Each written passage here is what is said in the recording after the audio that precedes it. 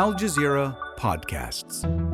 Today, the Palestinian Authority takes aim at Palestinians. What people are saying is that the PA is just capable of raising its weaponry against its own people and not against the Israeli occupation. What's driving the crackdown in the occupied West Bank? I'm Malika Bilal, and this is The Take.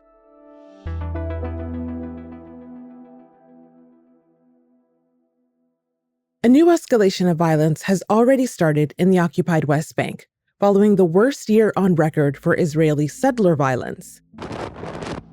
On Monday, Israeli settlers launched a series of arson attacks across the West Bank, destroying Palestinian property. Earlier that day, gunmen shot 3 Israelis near an illegal settlement. But none of that was covered on the ground by Al Jazeera, because our colleagues in the occupied West Bank were hit with another order to shut down. The accusation, producing, inciting, and misleading material. But the order wasn't from Israel. It was from the Palestinian Authority. That's the administrative body overseeing some Palestinian regions in the West Bank. The order follows ramped-up operations by PA security forces on armed groups in the Jenin refugee camp. People have been killed, some have been injured. There's no power or water. The camp is in a state of devastation. This decision by the PA just shows how much it's part of a broader attempt to silence the criticism. My guest today has been traveling in and out of the occupied West Bank, covering these stories. We're reaching her in Amman, Jordan. My name is Dalia Hatuqa. I'm a journalist specializing in Palestinian-Israeli affairs, and I'm based in Amman, Jordan, and in Ramallah in the West Bank. Dalia, it is always nice to have you on The Take. Welcome back. There's been a lot of news developing in the occupied West Bank over the past year involving Israel, as I'm sure you know. But now, the Palestinian Authority's actions there have come to the forefront. Let's start with the PA's order to temporarily suspend Al Jazeera in the West Bank on January 1st. How did this closure, how did that go over among people? So just to give a little bit of background, the ban came almost about a month after the Palestinian Authority launched a crackdown on a coalition of small armed groups. Some of them are called the Jenin Brigades. There's other ones as well. And these groups are affiliated with Palestinian factions, traditional Palestinian factions such as Hamas, Palestinian Islamic Jihad, and even Fatah, the party that controls the Palestinian Authority. So the ban also came after December 28th, when a sniper, believed to be from the Palestinian Authority, shot dead a female journalist in Jenin camp. The family of Shatta Sagba says that she was walking to a grocery store when a shot was fired from the direction of a Palestinian Authority security post. In a statement, the PA spokesman said there were no personnel in the area at the time. It's widely believed, I believe this too, and speaking to people on the ground, that the PA banned Al Jazeera, which is one of the most popular media networks, if not the most popular media network in the occupied West Bank. The idea behind it is to basically suspend its work and also as a muzzling effect. They did not like the fact that what they were doing in Jenin was being recorded, was being put out into the world. I wonder if you're in Ramallah or in another part of the occupied West Bank, how do you know what's happening in a place like Jenin? Well, for us as journalists, we go to the camp. Right now, the camp itself is under siege. And that's, honestly, that's something that's unprecedented because the Palestinian Authority has not only besieged the camp, but they've also cut off water and electricity from the residents. And so a lot of the videos that come out from inside the camp are, just from regular citizens on social media platforms such as Instagram, Snapchat, Telegram. Which is how we know what's been happening. Dalia, tell me more about what we do know about these security operations, because this has been going on for a while now. The ramped up efforts have now entered their second month. What's happening? So the PA has been doing this under the guise of restoring law and order.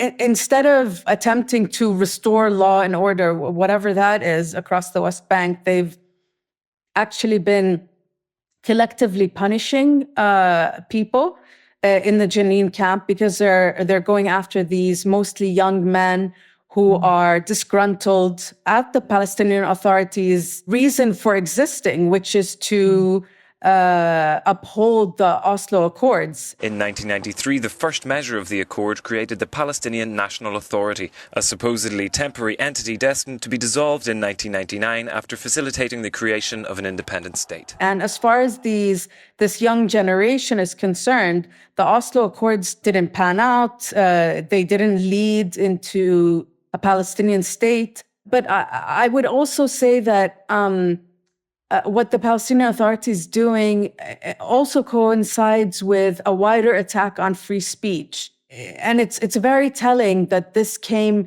months after Israel targeted Al Jazeera in the West Bank. Israeli forces stormed Al Jazeera's bureau in Ramallah and shut down operations there. Staff were given 10 minutes to gather up their belongings and leave.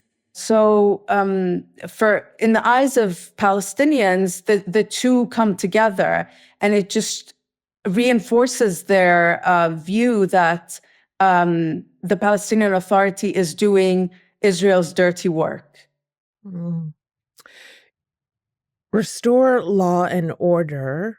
That's what you said the ostensible reason that the PA went in for these raids. What had it been like? What had been happening that needed law and order to be restored?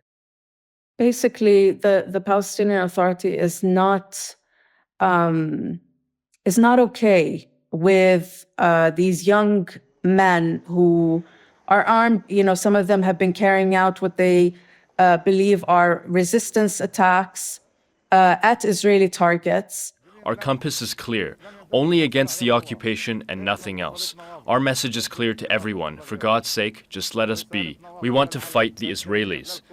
And so the Palestinian Authority, being very much invested in something called the security coordination with Israel, which is part of the Oslo Accords, the part that says the Palestinians have to work with the Israelis on security issues, meaning they go after Palestinians who carry out any kind of resistance against the Israeli occupation.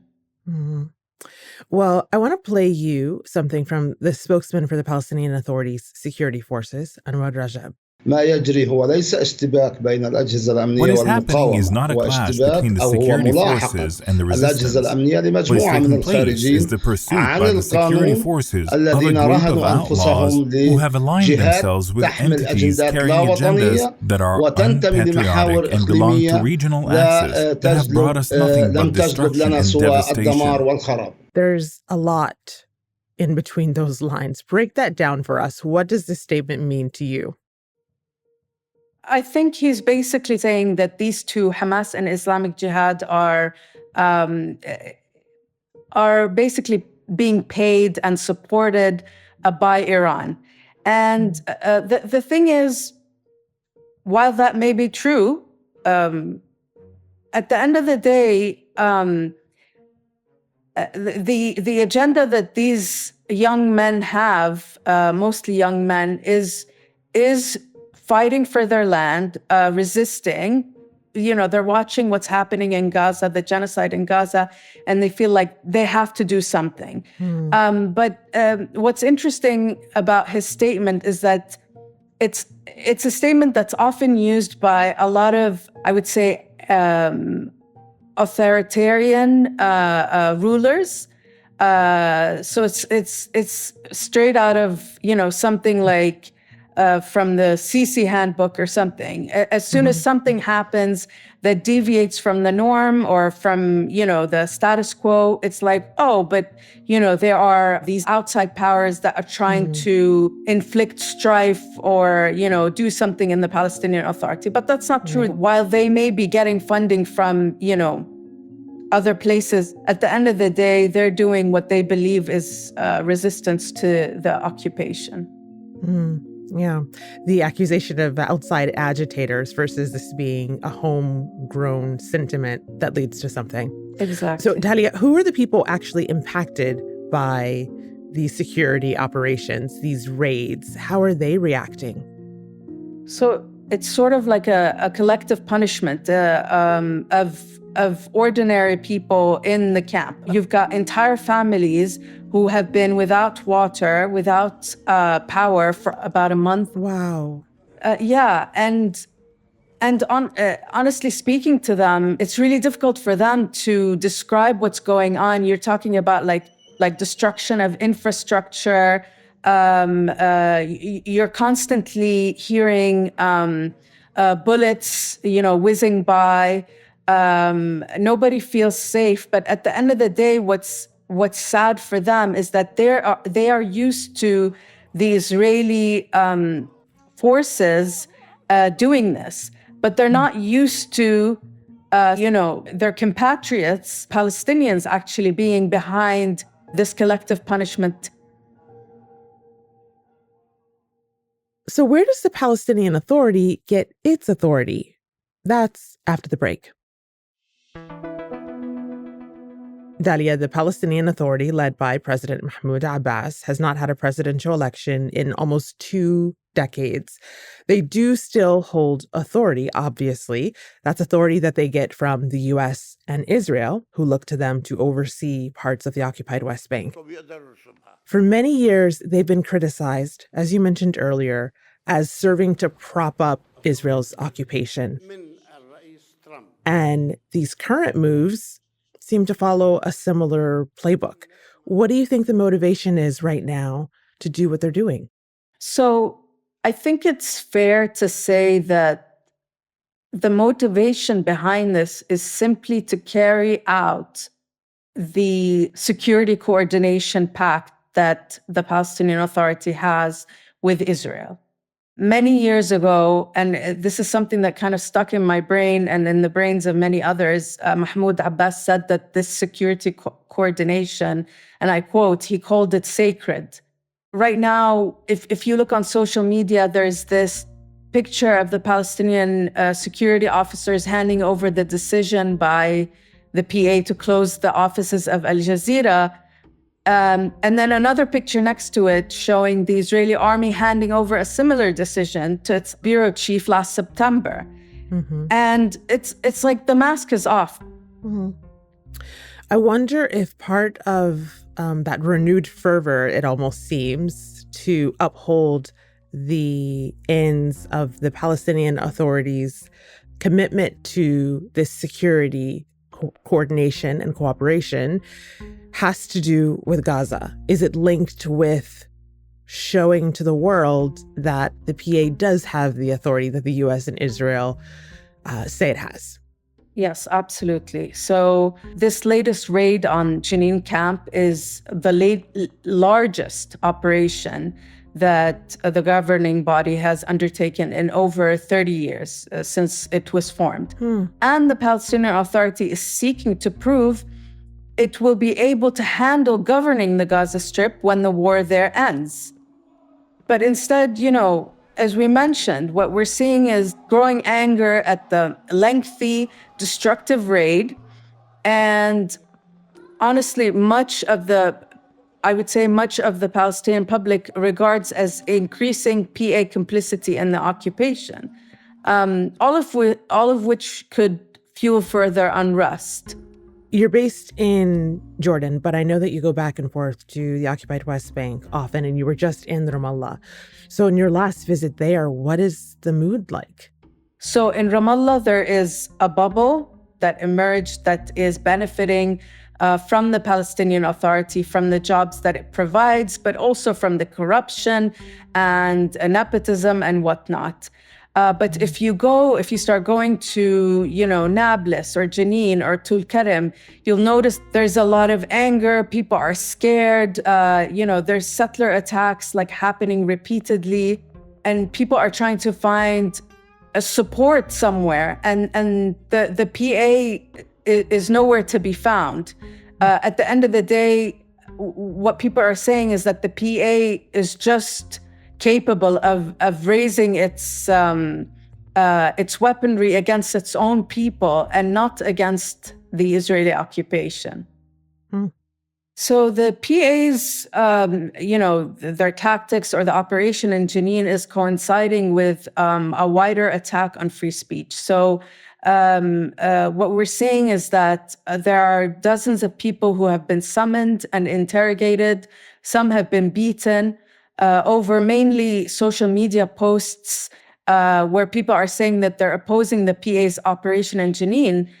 Even prominent Palestinian personalities like Dr. Mustafa al-Barghouti, who is a member of the Palestinian Legislative Council. I believe I saw something on Facebook he received a threatening, ominous message by the Fatah ruling party telling him not to leave his house. You mentioned the bubble. Is the bubble the reason that the PA is still allowed to exist? Yes. Even though the PA is hated by, I would say much of the Palestinian public, because if it collapses, then Israel has to take over its responsibility as an occupying force and take care of the population and provide services. And it doesn't want to do that. The people of the occupied West Bank, they are facing a reality where the Israeli minister responsible for the occupied West Bank has been clear about plans for full annexation. Israel's far-right finance minister, Bezalel Smotrich, has said that he hopes to extend Israeli sovereignty into the occupied West Bank and hopes that the incoming U.S. administration under Donald Trump will support and recognize that move. So on the one hand, they have the PA that they don't really like. On the other hand, they have Israel. Where are they looking for authority or leadership now, and what happens for the people? So I was speaking to people from the camp, and a lot of them believe that what Israel is doing, on the one hand, is they're trying to make their life insufferable such that they would physically kick out the small militant groups in the camps. That's how Israel, is working, like with the good old, divide and conquer. So people are not looking for an authority, so to speak. At the same time that the Palestinian Authority has been carrying out this operation in Jenin, we've been seeing or noticing an uptick in settler violence and calls by Israeli politicians like Smotrich and Ben Gvir, who are part of Israeli Prime Minister Benjamin Netanyahu's coalition, coming out in full force and talking about officially or formally annexing the West Bank. And they're looking at the upcoming Trump administration as basically a way into declaring, 2025 as the year whereby the West Bank would be formally annexed into Israel. And that's The Take. We're always listening to what you think of the show. So let us know what kind of episodes you'd like to see more of and what you thought of this one. We do read the comments, so go ahead and put your thoughts below and we'll check them out. We'll be back tomorrow.